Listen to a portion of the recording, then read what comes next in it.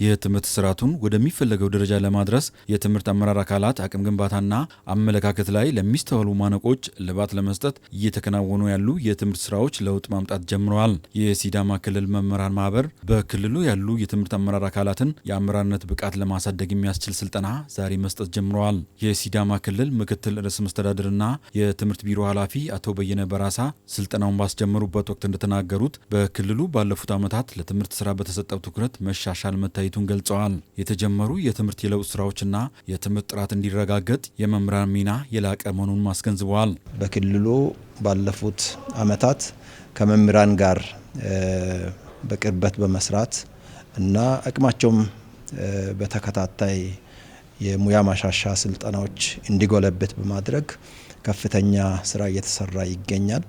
የትምህርት ስርዓታችንም ካለበት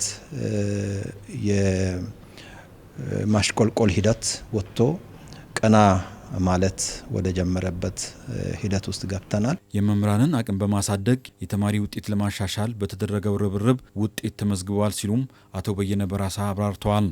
አሁን ያለው ነገር ከነበረበት አንጻር በሁሉም ወረዳዎች ሊባል በሚችል ሁኔታ ከዚህ በፊት መብታቸውን ያለማክበር፣ የደረጃ እድገታቸውን በወቅቱ ያለመክፈል፣ የትምህርት ማሻሻያ ሲያመጡ በወቅቱ ያለመክፈል ችግሮች ነበሩ።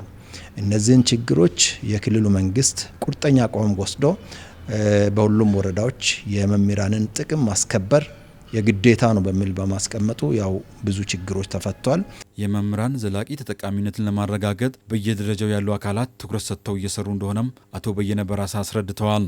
በኢትዮጵያ መምህራን ማህበር የአቅም ግንባታ ፕሮግራም አስተባባሪ ዶክተር ተሾመ ታከለ በበኩላቸው የነገይቱ ኢትዮጵያን ተረካቢ ትውልድ ለማፍራት መምህራንና የትምህርት አመራር አካላት ዓለም የደረሰበት የቴክኖሎጂ ደረጃ ለመድረስ መብቃት እንደሚገባቸው ተናግረዋል። የትምህርት አመራሩ መምህሩ እየበቃ መሄድ ስላለበት በዛ ልክ ደግሞ ነገ ይሄን አካባቢ የሚረከብ ኃይል እንዲወጣ መንግስት ፍላጎት ስላለው በዚህ ልክ የታቀደ ስልጠና ነው እየሰጠን ያለ ነው። ስልጠናው የክልሉ መምህራን ማህበር አመራር አካላት የትምህርት አመራሩ የአቅም ግንባታ ስልጠና ነው። ለመምህራንና ለትምህርት አመራር አካላት የተሰጠ ያለው የአቅም ግንባታ ስልጠና በሌሎችም ክልሎች እንደ ሀገር እንደሚቀጥል ዶክተር ተሾመ ታከለ ገልጸዋል። እንግዲህ ላለፉት ተከታታይ ጊዜያት የትምህርት ስብራት ብለን እየገመገምን ነው የመጣ ነው። እንግዲህ ይሄ መነሻ ያለው እንደ ትምህርት ስርዓት ደግሞ እንደ ሀገር ያየነው መዳረሻ አለ። እንደ ሀገር ወዳየነው መዳረሻ ለመድረስ መምህሩን በየጊዜው ኮሚኒኬት ማድረግ ያስፈልጋል፣ ማብቃት ያስፈልጋል። የትምህርት ስርዓታችንን ማዘመን ያስፈልጋል። እንደ ሲዳማ ክልልም በክልል ደረጃ ነው ስልጠናው የተሰጠው። ከክልል መልስ ደግሞ በዞን ደረጃም ይሄን እድል ያላገኙ የትምህርት አመራር አካላት በወረዳ ደረጃም እስከ መሰረታዊ መምህራን ማህበር እስከ መምህሩ ድረስ ይወርዳል ተብሎ ይታሰባል። የሲዳማ ክልል የመምህራን ማህበር ፕሬዝዳንት አቶ ኢያሱ ፍቅሬ የተጀመሩ የለውጥ ስራዎችን በማስቀጠል ረገድ የመምህራን ማህበር ከመንግስት ጋር በመቀናጀት እየሰራ እንዳለ ተናግረው በዚህም በክልሉ ተጨባጭ ውጤት ተመዝግቧል ብለዋል።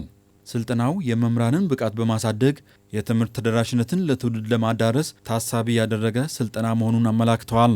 በተለያዩ ዘርፈ ብዙ በሆኑ ርዕሶች ላይ ነው ስልጠና የሚሰጠው።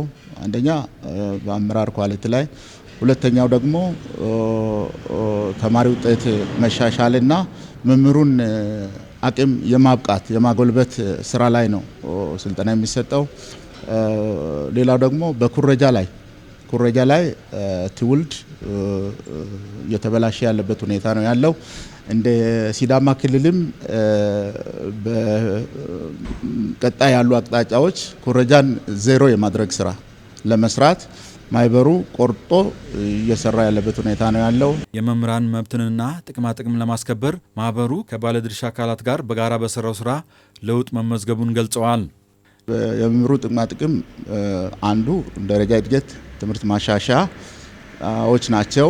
እነዛ እንደ ሲዳማ ክልል ቢያንስ 95% የደረሰበት ሁኔታ ነው ያለው። መምህሩ ብዙም በዛ ዙሪያ ላይ ምናልባት ዜሮ ሆኗል ማለት አይቻልም። የተወሰኑ ወረዳዎች አልፎ አልፎ የሚታዩ መንጠባጠቦች አሉ። እሱም ከአመራሩ ጋር በትጋት በመቅረብ በመቀራረብ የመምህሩን ጥቅማ ጥቅም እንዲከበርልን ትግል እያደረግን ነው ያለነው። እየተወያየን ነው፣ አቅጣጫ እየተቀመጠ ያለበት ሁኔታ ነው ያለው። ለሲዳማ ክልል መምህራን ማህበር አመራር አካላት እየተሰጠ ያለው የአቅም ግንባታ ስልጠና ለተከታታይ 5 ቀናት የሚቀጥል ይሆናል።